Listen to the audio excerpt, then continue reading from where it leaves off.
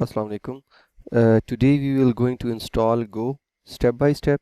So the first step is you can go to the go.dev site and click on the download. It will prompt you to download the setup files. So here you can install for Windows. As I am Windows user, so I am using to download that one.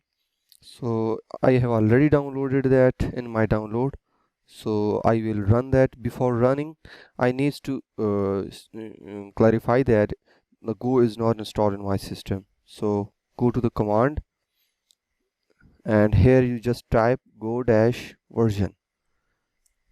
Okay, so it's showing that Go is not recognized. It means that Go is not installed yet. So now going to install it, and then we'll check that version. So I have clicked on that. There is a prompt. Click on the next, accept the terms and condition, and leave the path as it is. Click next and install.